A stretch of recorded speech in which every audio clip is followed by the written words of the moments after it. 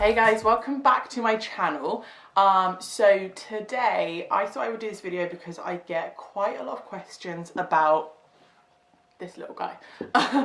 So yeah, I'm going to just kind of run through a few questions I get quite a lot and just kind of give you an update as to how he's getting on, because I know there's loads of you guys who want to get dogs, and I've grown up with dogs, but there's still so much that I've learned from having him. So yeah, let's get straight into it. I kind of want him to be in this video a little bit, but he just wants to play. So for those of you who don't know what he looks like, this is the little scruff ball. Hello. So this is Rocky. He is, how old is he? Just over 4 months. So yeah, he's about 4 months now. So he should be fully grown. Oh, he likes eating my ears. Should be fully grown at 6 months. Rocky, look at the camera. There you go. Eating my finger instead. So yeah, the question I get the most is what breed is he? So he is a Cavapoochon, which is a bit of a mouthful. So loads of you guys, I'm sure you're aware of the breed of Cavapoos. So he is half toy poodle, a quarter Cavalier King Charles, and a quarter Bichon. Yeah, for us we put a lot of time and thought into the kind of breed that we want, and I think that is so important to do before you buy a dog, is kind of think about what exactly you want to do with your dog, how you want to kind of train them, just what sort of dog you want and what you want to do with them. So for us, we always wanted just kind of a bit of a cuddly lap dog, but at the same time a dog that was happy to go on long walks with us and go and play. So we wanted a bit of both, a chilled and active dog at the same time. So we didn't want anything too small, but at the same time we didn't want anything too big. Right, he's buggered off now. So size wise, yeah, we wanted something small that basically didn't need too much exercise. I think this is something that a lot of people kind of don't think about when they first get a dog, is that obviously the bigger the dog, the more exercise they're going to need, the more walking, and we wanted something that didn't rely on us taking it for long walks. Obviously we both work, we both have busy lifestyles, so we needed a breed of dog that kind of fitted in with us. So yeah, we can take him for walks. We don't take him for really long walks at the moment because he's still growing and it's bad for their joints to overwalk them when they're this young. But he will eventually come on big walks with us. But he's quite happy just going for a 10-minute walk, anything really. He's so easygoing and he'll run around the garden and sort of entertain himself. There aren't really any days where we think, oh no, we've not taken him for a walk, it's been raining or whatever. And we don't feel guilty. And to be honest, he hates the rain anyway, so he probably wouldn't want to go for a walk. So yeah, temperament was something that we definitely thought about as well. So just a sort of nice, cuddly, friendly kind of temperament. Snorting. And one of the main things as well for us that we wanted to choose this breed is because he's hypoallergenic. So it means that he doesn't shed loads of hair. Well, he doesn't shed any hair, to be honest. He's not shed any hair since we've got him. So I do have to trim him because obviously he's got that kind of poodly coat. But yeah, we didn't want sort of having to vacuum every other day to hoover up all the dog hairs. And I've grown up with dogs and I know how dog hair can literally get on everything. So yeah, we just didn't really want that. So that's why we went for a kind of poodle crossbreed. Yeah. Hey, mister. He just wants to chew everything at the moment. Yeah, so I think before we got a dog, everyone always said, oh yeah, that's hard work, or you sure you're ready? And I think when you've decided you want to get a puppy, you're kind of yeah, it'll be fine. And you kind of forget how much work a puppy actually is. And there's so much to consider as to whether you can kind of accommodate a dog or a puppy, whatever it may be. And for us, obviously work situation, you've got to make sure you can give the time to your dog. Leaving a dog at home all day isn't really okay. Dogs are pack animals. They don't really like to be by themselves. Even sometimes you can get a super chilled dog, and don't get me wrong, we try and leave Rocky for as long as possible so he can get used to being by himself. But yeah, dogs are pack animals, and at the end of the day, you're their pack, and when you leave them all day long, it does affect them. So you've got to make sure that you've got the time to dedicate to a dog. You can't just go out for hours and hours and hours on end and just leave them there and expect them to be fine when you get back. So obviously working situation is something you have to kind of consider, whether you're going to need to arrange for a dog walker to come round, put them in a kind of doggy daycare centre, or take them with you, whatever it may be. So for me, I have like quite flexible working and I work from home a lot, so that's why we decided to get a dog now, because I had the ability to be there for him quite a lot. But obviously on top of that, you've got to think about your living situation as well. So we moved house in August, and yeah, so we've just got plenty of room now, and we've got a nice garden for him to run around. The house we were living in before, I mean, did have a massive garden, actually bigger than what we have now, but it was quite a small little kind of like 2-bed terrace house, and we just thought we just didn't feel like it would have been quite enough room. I know people who have dogs that live in flats, and to be honest, I don't really know how they do it unless you've got that outdoor space, because it must make toilet training so difficult. And we've had it when we've gone to friends' houses with Rocky, who live in flats, and yeah, it is quite difficult. Obviously, it's not the same as when you have a house and you just open the door and let them outside. You can't do that if you live in a flat. You have to dedicate that time, and it is really time consuming. You've got to think, when they're a puppy, he needed to go to the toilet probably like every hour, 2 hours. So if you're going to have to do that every like couple of hours, it is quite a chore. So I think that's definitely something to consider when you do get a puppy. Stop trying to eat me. I know, you're teething. Another thing to consider is being financially secure. So I don't think you realise how much a dog costs until you have to get one. There's lots of kind of hidden things like obviously kind of like vet checkups, insurance, food, all the toys. He gets through a lot of toys. Things like wormers, like flea stuff. It does all add up. So I mean, it's not a ginormous amount of money, but obviously it's just something to consider, that you're going to have these extra monthly outgoings that you're going to have to cover. So I did actually do a little puppy video when we first got him, but obviously that's when we had literally just first got him. He has changed so much. I did cover it in the last video, but I'll go through it again. So we found his breeder on Gumtree. I was very, very sceptical of any breed I was looking at, because you need to be so aware that there are a lot of puppy farms out there, people who will obviously take your money, give you a puppy that's not healthy, it's not being kept, it's not being looked after very well, and they do tend to die, which is the saddest thing, and I honestly can't believe that there are people so cruel to do that, but unfortunately it is a really common thing. So there are quite a few things that you should look out for when you're buying a puppy. So one of them's price. A lot of the time when a puppy is priced really low, it means that it's either a puppy farm, the breeder just wants to get rid of them quick, whatever it may be. So Rocky wasn't cheap, but the breeder put so much care, time and intention into bringing them up. He came with like this amazing puppy pack, he came with everything that we needed to get him started right. And I just think when it comes to buying a dog, like, you just can't take shortcuts. So it's something that you shouldn't really kind of scrimp on. I'm not saying you have to pay extortionate amounts, but if a puppy is priced really low, there's probably a reason why, and it's probably not a good thing. Things to look out for with puppy farms. So when you go to meet the puppy, you need to see the mum. So quite often you won't see the dad, because they tend to just stud the dogs out and that's it kind of thing.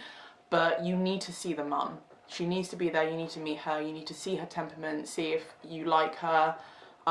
Because obviously like adults, like humans, they're going to pick up certain characteristics from their mum. So obviously if their mum is like mental and biting and all this and that, then it's probably not a very good sign. So you need to meet the mum, make sure she's healthy and in good condition, because that obviously tells you a lot about the breeder and how much they care about the animals.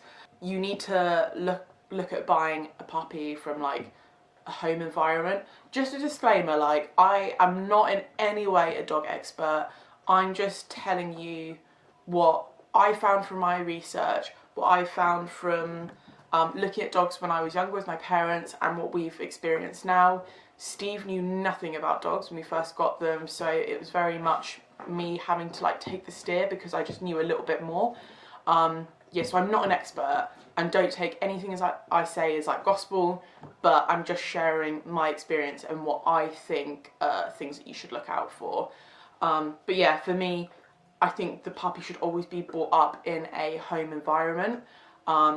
I personally wouldn't buy a puppy from someone who brought them up in like outdoor kennels or things like that, because that's just not the kind of dog that we want. If you want a working dog that is going to live in that kind of way, then that's absolutely fine. But if you want to have a house dog, then you shouldn't be buying a puppy from an environment that isn't a house environment, if that makes sense. Yeah, and obviously just anything like papers, whatever it may be, you need to, so we asked for his parentage. So his parents had all had health checks. The breeder had proof of the health checks. She was more than happy to show us. She showed us all his lineage. Is it lineage?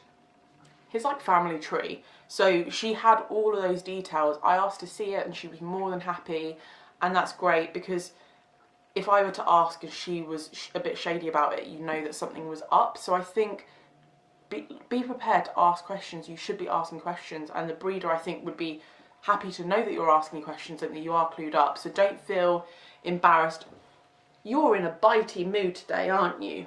He wants to cause havoc. Hey, say hello to everyone. Yeah, this video's about you, mate. And he doesn't want to be in it. He's literally just woken up from a nap, and I thought, oh, it's such a great time to film this video because he'll be a bit dopey. And he's having like a mad moment where he just wants to like eat everything. Yeah, so what was I saying? Yeah, just about be prepared to like ask the breeder questions, and if a breeder isn't happy to answer the questions, then do not buy a puppy from them. Simple as. And another thing, which I massively had to bear this in mind, is never ever buy a dog or a puppy because you feel sad for them. So we actually, before finding him, found a dog that needed a rehoming. So it was a little bit older, I think it was 5 years old. Same thing, we found it on Gumtree, and went to go meet him, and it was all just a bit dodgy, and they couldn't give me all the details that I needed and all this and that. And I actually checked the dog's teeth, because teeth are actually an indicator of a dog's age. So for a 5-year-old dog, their teeth should be relatively white, and this dog's teeth were like brown. And I asked them, oh, has he had any problems with, you know, any dental problems? And they were like, oh, no. And even things like, we said, oh, would you mind if we just take him out on the lead? And they went, yeah, go take him. They didn't even bother coming with us.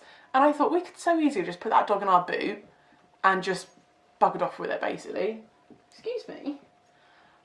So I just felt like they don't care about this dog, they just want to get rid of it. I had all these red flags, like I think they're lying about its age just to sell it, and it was just a bit shady. And I had this feeling where I was like, oh, like, it was such a lovely dog, and I felt like, oh, I just want to help it.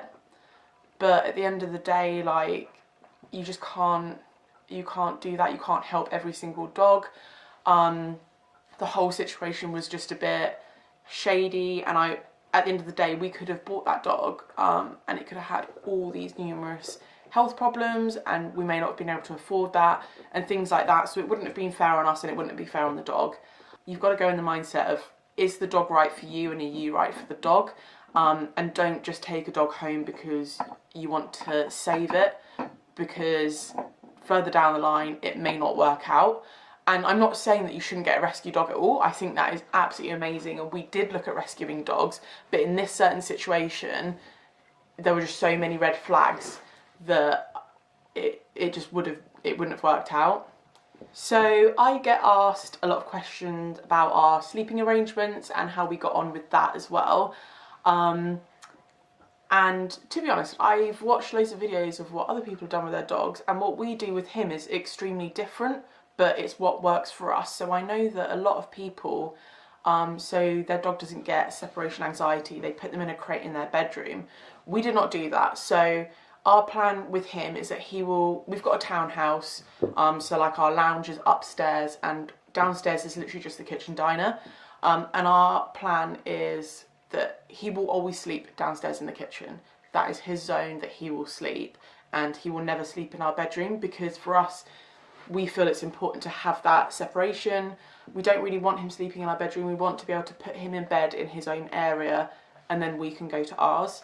And I know loads of people have dogs sleep in their bedroom. I'm not saying there's anything wrong with that, but for us, we just did not want to do that. So on the first night we got him, we put him in his crate downstairs in the kitchen by himself. And I know loads of people will be like, oh, it's so cruel, but it's not. He needs to get used to it and he needs to learn. And while he's so young, like, that's the perfect time to do it because he'll pick it up so much quicker. So on the first night, we shut him in his crate. So we made it really, really nice and cozy for him. He's got like a blanket over it. It's got loads of blankets, a bed inside, everything. And yeah, it's fine. It's a little puppy palace, so he's fine in there. So the first night he cried for probably about 30-40 minutes. And it is really hard. It's really, really hard, like trying to go to sleep and trying to ignore it. But you've got to do it. And no matter what, I think, obviously, like, again, everyone does their own thing and I totally get that. But for me, I just said to Steve, because Steve was really struggling with it. He was like, oh no, I feel bad. And I said, do not go down. Under any circumstances, do not go down, because he'll know that he can cry and you'll come and comfort him. And that's what he wants. And he needs to learn that, you know, this is the time of day where he is by himself and he needs to get used to that. So yeah, the first night he cried about 30-40 minutes. And then he slept through the whole night until about 5 in the morning, where we heard him crying again and he woke us up. And we were like, it sounded really loud and echoey.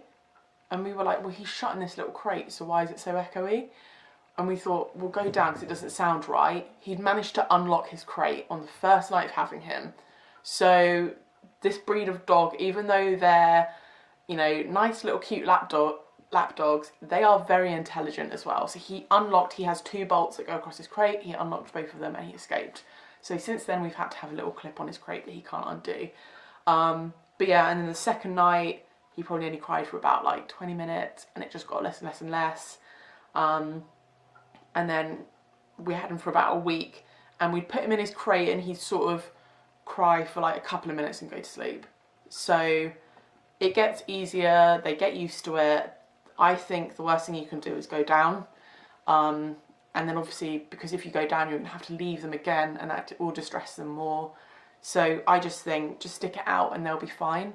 So yeah, now he sleeps in his crate all night long. We put him in about 9:30 and he wakes up at 6:30, goes out to the toilet, has dry nights, and then he has like breakfast straight away. So for us, it's great. And we get sort of like our own personal space as well. Another thing to think about as well, going back to the whole time thing, is not only are puppies' bladders small, but their stomachs are small as well, which means that they need to be fed small meals regularly. So he has breakfast about 6:30 when he wakes up, he has lunch at about 12 to 1ish, and then he has dinner at about 6 to 7ish. So puppies need 3 meals a day until they're about 6 months old, and that's the age at when their stomach obviously gets a bit bigger, that they can eat more and stay full for longer. Whereas now, well, they say they're not meant to be able to eat large quantities of food, but this one can. He is an absolute pig. Yeah, so that's just another thing to bear in mind. Like, if you're going to get a dog walker, you're going to have to ask them to feed them, or I don't know, whatever your situation is going to be. Another thing with injections and things like that. I think a lot of people think that they can get a puppy and they can just take it straight outside. And to be honest, it depends on the age of the puppy, but you're probably not going to be able to. So you normally pick up the dog, the puppy from the breeder at about 8 weeks. If a breeder is willing to give you a puppy that is under 8 weeks old, do not touch them, because it's not fair on the puppy. The puppy needs that time with their mother and their siblings, and to take a puppy any younger than that is really not fair on the dog, and I feel that any breeder should know that. So if a breeder's willing to give you a puppy under 8 weeks, to me that's a massive red flag, because it's just not fair on the puppy. So we picked him up at 8 weeks. I think the norm is like 8 to 10 weeks. Yeah, so we picked him up at 8 weeks. At that point, so there's 2 different injections that they need. One of them is to protect them against bugs that they're going to pick up from other dogs, and then the other one is to pick them to protect them from bugs and parasites they may pick up in like stagnant water and things like that. I'm obviously dumbing this down quite a lot because this is my understanding of it. So they need to have 2 sets of injections for both of those 2 different things. So he had his first set of jabs at 7 weeks old. So he had one of each of those, one of the dog one and one of the water one.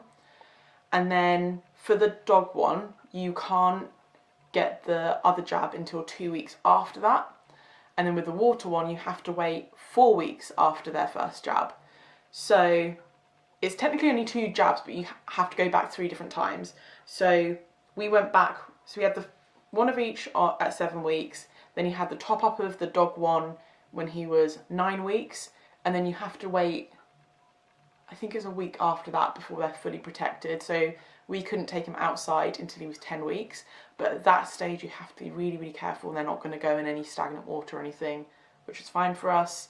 And then, yeah, so he had the top up of the other jab when he was 11 weeks. So by 12 weeks, he was fully covered. So we started taking him out for walks and stuff when he was, oh, see, this is nice. So yeah, we started taking him out, when was it? When he was 10 weeks for walks, but then he was fully covered by 12 weeks. So now we can just let him roam the fields and do what he wants and not worry about him picking up any nasties. I feel like you're tired now that you might actually come up for a cuddle. There we go. Yes. Another thing is socializing. So it is so important to socialize puppies. So important. They learn so much from a young age, so you really just need to throw them into it really quickly. And obviously, the longer you prolong it, the more likely you are to have issues with socialising your dog. So he was a weird one, actually. So he's so cocky and confident with everything, apart from dogs. He was like a little bit shy and intimidated around other dogs, especially ones that were bigger. So it was so important for us to just throw him in the deep end, get him socialised, and just realise there's nothing to worry about. So we were fortunate enough to go to a puppy party kind of socialising thing, which was free, at a vet near us. It was called Rosemary Lodge. It's in on the outskirts of Bath. I'm going to leave a link to their website below anyway, because they are a chain, but the one that's more local to us didn't actually have any puppy classes, so we had to go like a little bit further afield, but they were free anyway. So I think it was 3 or 4 different sessions, and you literally just take your puppy along. There's a vet there to kind of give you loads of advice, tips, whatever it may be. Yeah, and you just socialise your puppies, and that has done the world of good for him, because he will go up to dogs now, whereas before he would cower away. Training classes, we actually didn't do any training classes with him. Well, we haven't. I have been training him, and he knows sit, down, stay, off. So yeah, I try and do like 5 minutes of training with him every single day. But obviously we're at the point now where he knows stuff, and I don't know why I'm sitting on my legs, my legs are going to sleep. He's at the point now where we kind of integrate his training into everyday things. So with off, every time we give him a meal, we make him sit, we make him stay, and then tell him off, and then we put it on the floor and he can't have it until we say take it. So obviously, you know, we did different training with him up until that point, but now he knows what the commands are. We can integrate that training into like our everyday life. We do recall training with him, which we obviously started when he was on the lead. But now we can let him off the lead and he does come back. We always take a squeaky toy just in case, because obviously he's still very new to it and he's still excited by everything and wants to go and sniff and look at everything. So we do take a squeaky toy as backup just in case we can't get his attention. But touch wood, so far he's been pretty good, so he learns so quickly. Obviously, if you've never had dogs before, then definitely take them to puppy training, because Steve has said that it's been a massive learning curve for him, because he didn't know anything before, because he's never had a dog, so you just wouldn't. And he said like there's so many things that he just didn't realise before. So obviously, because I've had dogs before, I was happy to do the training. If we get to a stage with him where we want to do a bit of like advanced training, we might take him to a few classes, but for the basics he's picking up everything and we're happy with it, so we haven't taken him to that. So now he's cottoned on that if we're upstairs he asks to go downstairs, and then he'll go to the back door or the front door because he knows both of them lead outside. And then yeah, so he does ask now. We have obviously had accidents where, you know, one of us hasn't been fully concentrating, or sometimes when he's just decided to be a little twat about it, sometimes he does do that. But pretty much most of the time we're spot on with it. So I think the most important thing with anything you do with a puppy is just reward positive behaviour. It is difficult to say because sometimes when they're naughty you do want to be like, no, don't do that, but it's not about negative rewards. What do I want to say? It's not about the negatives, focus on the positives. So don't worry about punishing a dog or anything like that. It's more about positive rewards. So obviously when we'd let him outside, he'd go and we'd be like, oh, good boy, and give him a treat and stuff. So he'd know that that was really good what he was doing. But when he did go to the toilet inside, we just basically ignored it and just thought, right, well, next time he goes outside, we're just going to have to reward him. And they do pick it up so quickly that way. At the end of the day, you don't want to be shouting and punishing your dog and having them be scared of you. You want to just reward them for being good. Do you want to come in the video again? Yeah, we go. Oh, anyone who's seen the last video, he has grown so much. And he's got a really naff haircut because all his hair was going in his eyes, so I decided to take the situation into my own hands. And yeah, I'm sorry, Baba. Yeah, I might drop in some images here. So we actually went to go see him when he was only 2 weeks old. And ideally, I would have waited until about 4 weeks because that's when their personality starts coming out. But with this breed, they're just so popular, like just get snatched up so quickly. So we went to see him at 2 weeks and he was literally, I'll put in a photo here. He would like fit in the palm of my hands and he's like a little jelly bean. He couldn't see, he couldn't hear. And yeah, so another thing, the breeder didn't push us to put the deposit down. And I said to Steve, if she had done, it would have put me off and I wouldn't have done it. So we said, look, do you mind if we just go and have a think about it and we'll let you know either later, because we saw him after work. We said, we'll either get back to you later tonight or tomorrow at some point. And she was like, yeah, that's absolutely fine. She did say, you know, there are other people interested, so if you would just mind letting me know as soon as you do know, that'd be great. But she didn't at any point push us. Yeah, so we got home, and to be honest, when we were driving away, we just like, it sounds so silly, but we just had that feeling like, I think this is the one. And I know that's so silly because he was literally just like a little chicken nugget. Like, he didn't have a personality, he didn't even know who we were, like, but I think we just had like a really good feeling about the breeder and we just felt really happy. So I just messaged her straight away and went, do you know what, we're happy, we put down a deposit. And yeah, she obviously said, if anytime you want to come and see him again, you're more than welcome. So that's another really good sign. So we went again to see him when he was 5 weeks old. And we timed it at that point because we knew that he would have his personality then. So at that point we could go and meet him and, you know, see what he was really like. Yeah, so I'll put in an image then because he's just changed so much since we've got him. So, and that was great because also our breeder did give us loads of pup dates. We get weekly pup dates, which I thought was amazing. So she'd WhatsApp us all these different images and stuff. So we were very much kept in the loop with how he was getting on. She told us as soon as he opened his eyes, as soon as he did this, that, she would tell us, which was great because it just made us really involved in the whole process.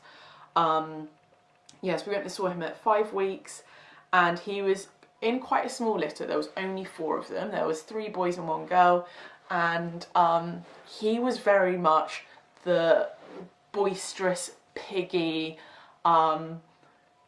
yeah, had a very big character, because there was a couple of them that were quite quiet and shy, and then it was him and another boy who were the bit more kind of bouncy, playful ones.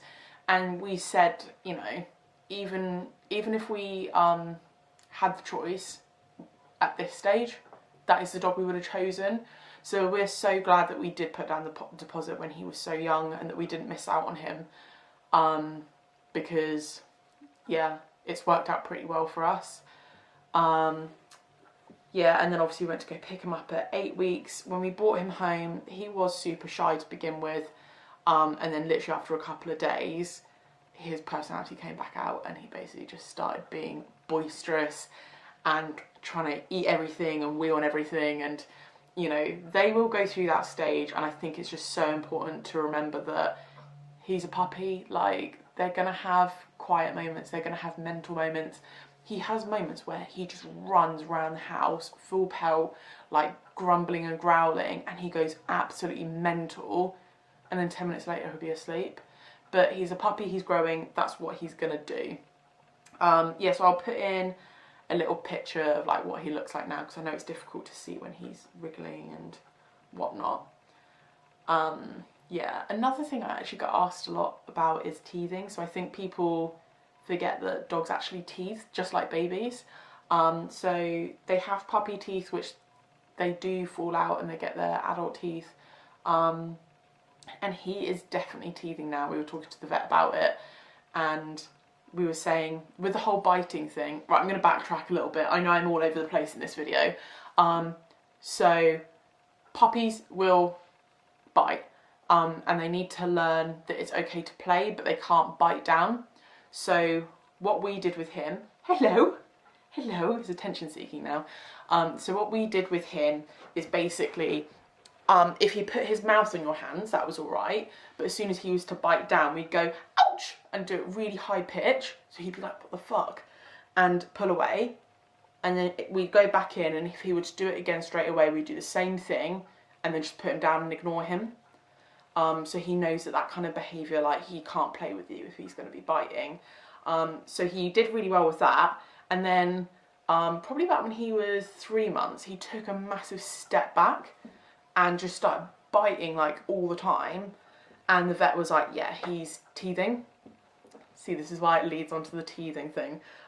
So he's still teething quite a lot. He's not biting as much as he was when he kind of took his step back, but he is quite bitey, and it's like he knows that it's wrong, but I think he just wants to like chew everything at the moment. So we have loads of toys for him. He's got one right now. I'm going to nick it off of him. Give, good boy. So you can get, I know, I've got your bone. So you can get packs of these. There's light brown ones, which are for when they're really young. This is an intermediate one for when they get a bit older. And then I've got another one to give him when he's 6 months. And it is very good for their teeth to chew on stuff because it makes them really strong. Same with feeding them. We feed him hard, dry food because it's actually really good for their teeth, and that's naturally, dogs should be chewing stuff. That's what they would do in the wild.